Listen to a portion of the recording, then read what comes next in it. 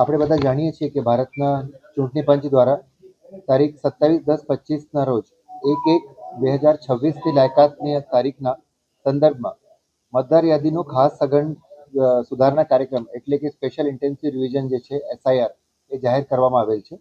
અને આના જે આપણે એનું જાણીએ તો જે એનો હેતુ છે એ મતદાર યાદીમાં જે સુધારો આપણે જે કરીએ છીએ ચૂંટણી પહેલાં અને જરૂરિયાત અનુસાર એના અનુસંધાને જે છેલ્લી SIRની પ્રક્રિયા હતી એ 21 વર્ષ પહેલાં 2002 થી 2004 સુધીમાં કરવામાં આવી હતી. જે નવી SIR આપણે જે આજે કરી રહ્યા છીએ, આજથી એનો તબક્કો સ્ટાર્ટ થઈ છે, તો એના અલગ અલગ 6 તબક્કાઓ છે.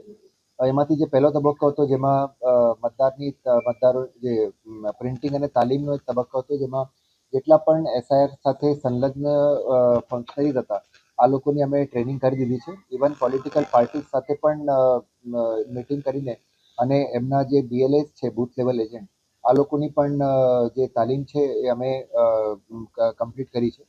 બીજો તબક્કો છે આપણે 4 નવેમ્બરથી એટલે આજથી 4 ડિસેમ્બર સુધી, જેમાં દરેક ઘર સુધી આપણે BLO મારફત પહોંચવાના છીએ અને જે એન્યુમરેશન ફોર્મ્સ છે એટલે એ ત્યાં જશે અને એન્યુમરેશન ફોર્મ જેને આપણે EF કહીએ છીએ તો EFની વિતરણ કરશે અને એ પછી પાછો લે છે. એટલે 1 મહિનામાં BLO ઘર ઘર સંપર્ક કરીને એમને ફોર્મ ડિસ્ટ્રીબ્યુટ કરશે અને ફોર્મ ફિલઅપ કરીને એ પાછા લેશે. જો મતદાર ન મળે તો એમાં 3 વખત BLOs છે એમના ઘરે જશે, 3 વખત સંપર્ક કરવાનો ટ્રાય કરશે અને જો એના પછી જેટલા પણ એન્યુમરેશન ફોર્મ આપણે પાછા મળ્યા હોય એને આપણે જે છે ERO અને AROને સબમિટ કરશે, જે ઇલેક્ટોરલ રજિસ્ટ્રેશન ઓફિસર છે એમને સબમિટ કરશે ફોર્મ. અને જે લોકોના જે ગણતરી ફોર્મ પ્રાપ્ત થયા છે એવા તમામ મતદારોના નામ જે છે એ ડ્રાફ્ટ યાદીમાં સામેલ થશે. અને ત્રીજો તબક્કો આપણો ડ્રાફ્ટ મતદાર યાદીનું પ્રકાશન છે એ 9મી ડિસેમ્બરે આપણે કરવાના છીએ. એના પછી ચોથા તબક્કામાં જે ERO અને EROs છે એ 9મી ડિસેમ્બર 25 થી 8મી જાન્યુઆરી 2026 દરમિયાન જે લોકોના નામ જે 2002 થી 4 વાળી SIRની યાદીમાં મળતા નહીં હોય, કે મેપિંગ નહીં થતું હોય, એવા લોકોને જે લિંક નહીં થાય તો એવા લોકોને એવા મતદારોને નોટિસ અપાશે અને એમને શું છે કે નોટિસનો તબક્કો છે અને એ લોકો જે રજૂ કરે કે ભાઈ અમારું નામ અહીંયાથી મેપ થાય છે તો એ લોકોના નામ યાદીમાં સમાવેશ થશે. એના પછીનો જે તબક્કો છે એ જે લોકોને નોટિસ આપી હોય તો એમની પાત્રતા ચકાસવા માટે એવા કેસીસની સુનાવણી થશે. સુનાવણી થશે અને એમાં ડિસિઝન થશે કે ભાઈ અંતિમ યાદીમાં આ લોકોના નામ રાખવા પાત્ર છે કે નહીં.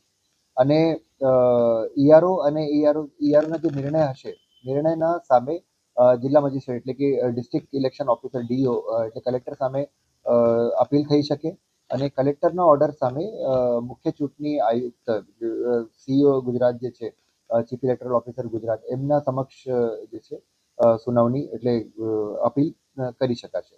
અને આ બધી પ્રોસેસ થયા પછી જ્યારે ડિસિઝન થશે તો છેલ્લા અને છઠ્ઠા અને અંતિમ તબક્કામાં મતદાર યાદીનું પ્રકાશન છે એ 7મી ફેબ્રુઆરી 2026ના રોજ થશે. તો એક ખૂબ જ ડેટ ટાઈમલાઈન સાથે, સ્ટ્રિક્ટ ટાઈમલાઈન સાથે આપણે આ પ્રોસેસ કરવા જઈ રહ્યા છીએ. અને આ બાબતમાં અમે મીડિયા સાથે આજે ભાગરૂપે આપણી જે મિટિંગ રાખી છે એમાં આપના તરફથી એટલે આપના થકી અમે જાહેર જનતાને અપીલ કરીએ છીએ કે જેટલા પણ એન્યુમરેશન ફોર્મ્સ અને એ બધા આવે તો એમને પ્રોપરલી ભરીને પાછા આપે. અત્યારના તબક્કામાં કોઈ પણ ડોક્યુમેન્ટ વગેરેનો આગ્રહ અમે રાખતા નથી, કોઈ ડોક્યુમેન્ટ આપવા નથી. અને બીજી એક પણ ક્લેરિટી કરવા માંગીએ છીએ કે આ પ્રક્રિયા ફક્ત ને ફક્ત ઇલેક્ટોરલ યાદી એટલે મતદાર યાદી સુધારણા પૂરતી જ છે. આનું બીજી કોઈ પણ બાબતમાં જે છે એનું સંલગ્ન નથી કે coordinated. It is just for the intensive જે રોલ રિવિઝન આપણે કરીએ છીએ એટલે રિવિઝન માટે છે. તો જાહેર જનતાને આપના માધ્યમથી અમે અપીલ કરીએ છીએ કે અમને સહકાર આપે. પોલિટિકલ પાર્ટીઝને પણ વી હેવ સોલિસિટેડ ધેર સપોર્ટ કે એમના જેટલા પણ બૂથ લેવલ એજન્ટ્સ છે, એમના કાર્યકર્તાઓ છે, એ પણ લોકોને માહિતગાર કરશે આ બાબતથી. અને સુરતમાં મોટા ભાગની જે આપણી એસેમ્બલી કોન્સ્ટિટ્યુએન્સીસ છે એ અર્બન એસેમ્બલી કોન્સ્ટિટ્યુએન્સીસ છે. તો એમાં ઘણી બધી એસેમ્બલી કોન્સ્ટિટ્યુએન્સીસ પહેલાં અસ્તિત્વમાં પણ નથી 2002 થી 4માં. તેમાં આપણે મેપિંગ કરીએ છીએ, લિંકિંગ કરીએ છીએ, બટ લોકોને વધારે ખ્યાલ હોય કે ભાઈ એમના જે પેરેન્ટ્સ છે કે એમના પોતાનું નામ જ્યારે 2002 થી 4ની યાદીમાં કઈ મતદાર યાદીમાં કઈ એસેમ્બલી કોન્સ્ટિટ્યુએન્સીમાં કે હતું, તો એટલે એન્યુમરેશન ફોર્મમાં પ્રોપરલી જો ફોર્મ ભરીને પાછા આપી દે તો આપણી જે આ પ્રક્રિયા છે એ સરળ બને.